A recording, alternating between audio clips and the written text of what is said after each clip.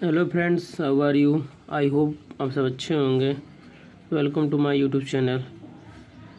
Friends, आज हम NTPC के मोस्ट रिपीटेड क्वेश्चन पढ़ेंगे जो कि साइंस में आए गए हैं, जीके में आए गए हैं। ठीक है फ्रेंड्स, तो लेट्स स्टार्ट। अलैंगिक प्रजनन जैसे कि अमीबा के मामले में होता है, जिसमें एक जंतु दो जंतुओं में विभाजित होकर प्रजनन करता है। उसे क्या करता है? उसे कहता है बाइनरी विखंडन। जो एक जंतु होता है वो दो अपने आप को ही दो भागों में बांटकर और प्रजनन करता है। ठीक है, तो उसको क्या कहते हैं? बाइनरी विखंडन करते हैं। क्वेश्चन नंबर नेक्स्ट पढ़ते हैं। डिजिटल दिशा के कार्यक्रम को खोलने के लिए अटल इनोवेशन मिशन के हिस्से के रूप में नीति आयोग द्वारा हस्ताक्षरित स्टेटमेंट ऑफ इंटेंट किसके साथ है? तो वो किसके साथ है? एडोब के साथ। ठीक, आगे। दाब का एसआई मात्रक क्या होता है? दाब का हमेशा याद रखिएगा पास्कल होता है। ठीक, दाब का एसआई मात्रक क्या होता है? पास्कल। और जो एम्पियर होता है वो धारा का होता है। ठीक, कोण का होता है और रेडियन होता है। ठीक, निम्न में से कौन सा लेड का अयस्क है? तो जो गैलेना होता है वो क्या होता है? लेड का अयस्क होता है। गैलेना क्या होता है? लेड का अयस्क होता है। आगे बढ़ते हैं। सीपीयू की गति को किस में मापा जाता है? मतलब ये जो सीपीयू सेंट्रल प्रोसेसिंग यूनिट, इसकी जो स्पीड होती है, गति होती है, इसको मेजर किया जाता है मेगा हर्ट्ज में। ठीक है फ्रेंड्स, ये मेगा हर्ट्ज। निम्न में से कौन सी एंटी टैंक गाइडेड मिसाइल है? तो क्या है? नाग एंटी टैंक गाइडेड मिसाइल है। ठीक है, उसके बाद जो काकरापार परमाणु विद्युत केंद्र कहाँ स्थित है? तो काकरापार याद रखिएगा गुजरात में है। काकरापार परमाणु विद्युत केंद्र कहाँ है? गुजरात में। -273.15 डिग्री सेल्सियस तापमान इनमें से किसके बराबर होता है? तो 0 केल्विन के बराबर होता है। C/5 या -32/9 फार्मूले से कर सकते हैं इसको। बाइट शब्द किसके द्वारा गढ़ा गया था? तो बाइट शब्द बर्नर बुखोज के द्वारा गढ़ा गया था। किसके द्वारा? बर्नर बुखोज के द्वारा। निम्नलिखित में से कौन सा कथन सही नहीं है? निम्न में से कौन सा कथन सही नहीं है? तो अस्थिमज्जा मानव शरीर में लाल रक्त कणिकाओं का निर्माण करती है, एकदम सही है। ठीक, उसके बाद चलेंगे।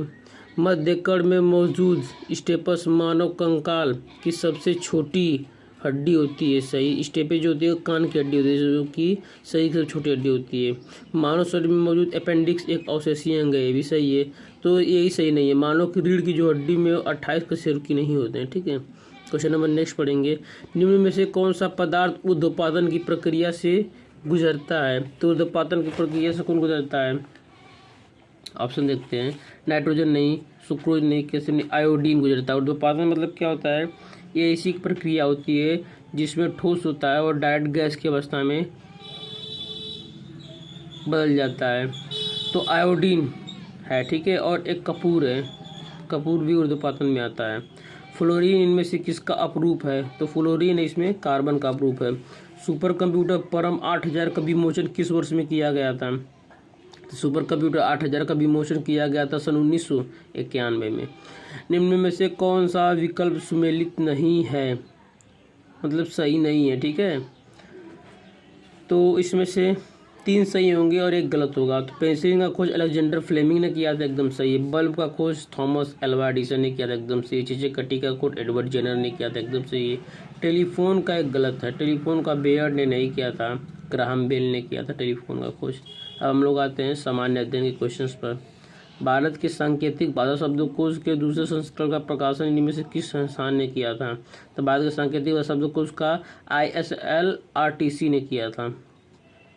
उसके बाद अगला, गोलकुंडा किला किस भारतीय राज्य में स्थित है? गोलकुंडा किला किस भारतीय राज्य में? तो गोलकुंडा किला कहाँ है? तेलंगाना में। कहाँ है? तेलंगाना में।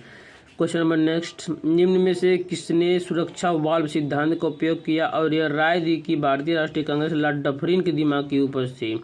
तो सुरक्षा वाल्व सिद्धांत का खोज लाला लाजपत राय ने किया था। किसने किया था? लाला लाजपत राय ने किया था। चाबहार बंदरगाह किस देश में स्थित है? तो चाबहार बंदरगाह ईरान में है। कहाँ है? ईरान में। चाबहार बंदरगाह ईरान में है। निम्न में से कौन सा बिम्स्टेक का सदस्य है? तो बिम्स्टेक का सदस्य कौन है? श्रीलंका। बिम्स्टेक का सदस्य कौन है? श्रीलंका, लाओस, कंबोडिया, वियतनाम, ये तीनों नहीं है। ठीक है, आगे पढ़ते हैं। क्वेश्चन नंबर नेक्स्ट, निम्न में से कौन सा कथन सही है? ठीक है, इनमें से कौन सा कथन सही है? तो रॉलेट एक्ट 1909 में पारित हुआ, एकदम गलत। रॉलेट एक्ट तो 1919 में पारित हुआ था ना। आगे देखें, गांधी इरविन समझौता सन 1926 में पारित, गलत। हस्ताक्षर गांधी इरविन समझौता 1931 में हस्ताक्षर हुआ था, ये भी गलत है। पहला भी गलत है, दूसरा भी गलत है। साइमन कमीशन सन 1932 में भारत आया, भी गलत है।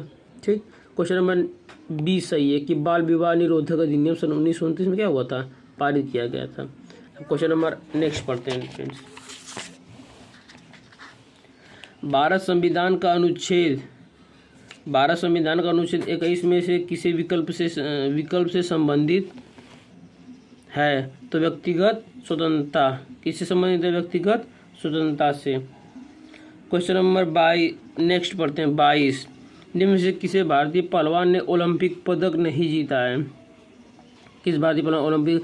तो योगेश्वर दत्त जीत चुके हैं, साक्षी मलिक भी जीत चुकी है, सुशील कुमार भी जीत चुके हैं, लेकिन जो गीता फोगाट हैं वो अभी तक भारतीय पहलवान ओलंपिक पदक जीते नहीं है। क्वेश्चन नंबर नेक्स्ट पढ़ जाएंगे। क्वेश्चन नंबर 23, निम्न में से किसने ओलंपिक में सर्वाधिक पदक जीता है? तो ओलंपिक में सर्वाधिक पदक माइकल फेलिप्स नाम के व्यक्ति ने आज तक सबसे अधिक ओलंपिक में सर्वाधिक पदक जीतने का रिकॉर्ड बनाया है। क्वेश्चन नंबर नेक्स्ट पढ़ेंगे। भारत के इनमें से किस राज्य की सीमा महाराष्ट्र की सीमा से जुड़ी नहीं है? तो भारत की सीमा महाराष्ट्र की सीमा से जुड़ी नहीं है।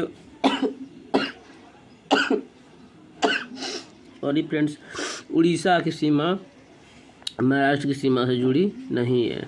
नाबार्ड की स्थापना किस वर्ष? नाबार्ड की स्थापना किस वर्ष में हुई थी? तो आप बताइए। इस क्वेश्चन का रिप्लाई दीजिए फ्रेंड्स। नाबार्ड की स्थापना किस वर्ष हुई थी? तो इसकी स्थापना हुई थी 1982 में, 1982 में इसकी स्थापना हुई थी नाबार्ड की।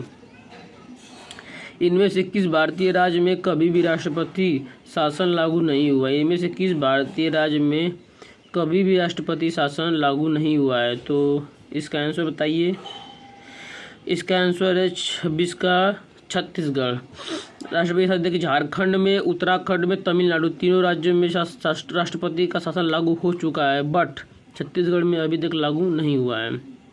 निम्न में से कौन सी पुस्तक मौलाना अबुल कलाम आज़ाद द्वारा लिखी गई है? तो बताइए, मौलाना अबुल कलाम आज़ाद द्वारा लिखी गई इसमें से कौन सी पुस्तक है? तो इंडिया विंस फ्रीडम, यह किसने लिखा था? अबुल कलाम आज़ाद। ठीक है, क्वेश्चन नंबर नेक्स्ट। चंपारण सत्याग्रह इनमें से किससे संबंधित है? चंपारण का सत्याग्रह इनमें से किससे संबंधित है?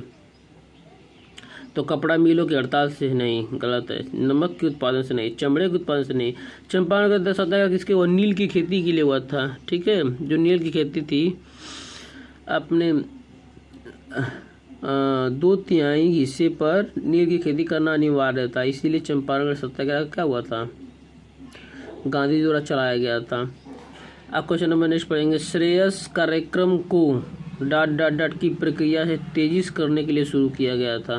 तो श्रेयस कार्यक्रम था, देखिए उस टाइम में जब एनटीपीसी में आया था तो उस समय करंट अफेयर में था ये क्वेश्चन। ठीक है, तो श्रेयस कार्यक्रम को उस समय साक्षरता बढ़ाने के लिए नहीं किया गया था, छात्रों को राजनीतिक रूप से प्रक्रिया नहीं हुआ था, यह हुआ था उद्योग और विशिष्ट प्रशिक्षितों के अवसर प्रदान करने के लिए किया गया था। ठीक है फ्रेंड्स, क्वेश्चन नंबर नेक्स्ट पढ़ेंगे। निम्न कथनों में से कौन सा सही नहीं है? तो सौर मंडल में बृहस्पति ग्रह सर्वाधिक उपग्रह है,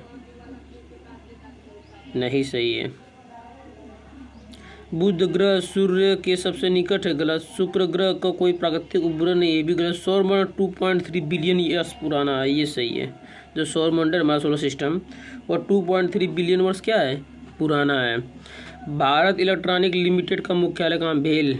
भारत इलेक्ट्रॉनिक्स लिमिटेड का मुख्यालय कहाँ पर है? फ्रेंड्स इसका आंसर बताइए, कमेंट कीजिए। इसका आंसर 31 का क्या हो सकता है आपके हिसाब से? इसका होगा क्वेश्चन 31 का बेंगलुरु में। भेल का मुख्यालय कहाँ है? बेंगलुरु। क्वेश्चन नंबर 32, असहयोग आंदोलन के बाद महात्मा गांधी के मुकदमे की सुनवाई करने वाला न्यायाधीश का नाम क्या था? तो बताइए, असहयोग आंदोलन के बाद महात्मा गांधी के मुकदमे की सुनवाई करने वाले न्यायाधीश का नाम क्या था?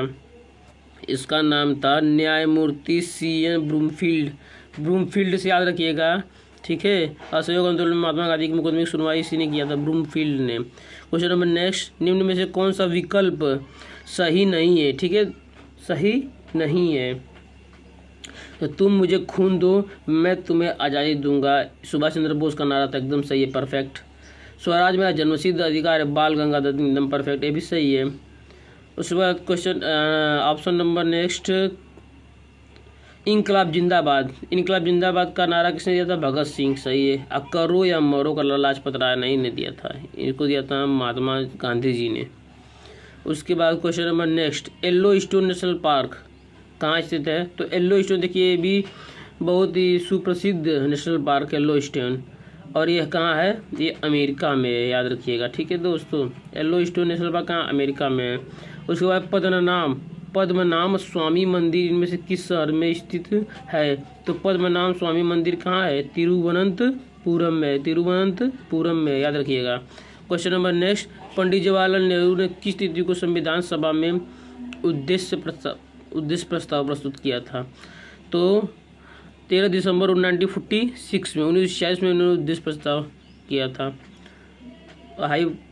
तो फ्रेंड्स, आई होप आपको वीडियो अच्छी लगी होगी। यदि अच्छी लगी होगी तो प्लीज़ लाइक कर दीजिएगा, और चैनल पर नए होंगे तो प्लीज़ सब्सक्राइब कर दीजिएगा, अपने दोस्तों का शेयर भी कर दीजिएगा।